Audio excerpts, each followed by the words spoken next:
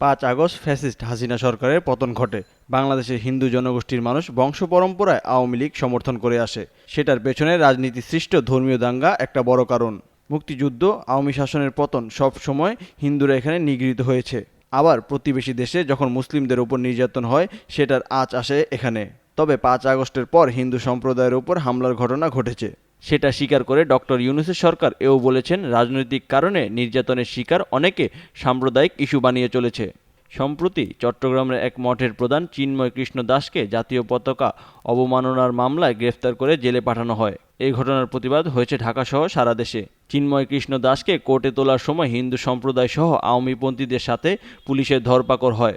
এই সময় রাষ্ট্রপক্ষের একজন উকিল মারা যায়। মুসলিমরা দায় দিচ্ছে হিন্দুদের। মামলার পর গ্রেফতার আছে অনেকে।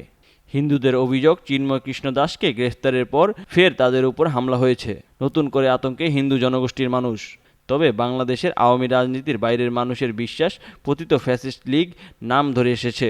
যদিও হিন্দু জনগোষ্ঠীর নেতারা বলছেন, হিন্দুরা কারো দলদাস নয়, তারা এই মাটির সন্তান। দেশের আইন মানতে হবে, অধিকার বাস্তবায়নে নিরাপত্তায় রাষ্ট্রকে কাজ করতে হবে। সরকার ও রাজনৈতিক দলের নেতারা বলছেন, ভারতের গোয়েন্দা, তাদের মিডিয়া বাংলাদেশে কমিউনাল রায়ট বাঁধাতে চায়। এতে করে বাংলাদেশে হাসিনার ফেরানোর জট খুলতে চায়। এমন প্রেক্ষাপটে বাংলাদেশ ও ভারতের প্রবাসী হিন্দু কমিউনিটির মানুষ মতামত সংগ্রহ করছে পুরো বিশ্ব জুড়ে। তারা এই অনলাইন স্বাক্ষর সংগ্রহ করে বিদায়ী মার্কিন ভাইস প্রেসিডেন্ট কমলা হ্যারিসের কাছে জমা দিতে চায়।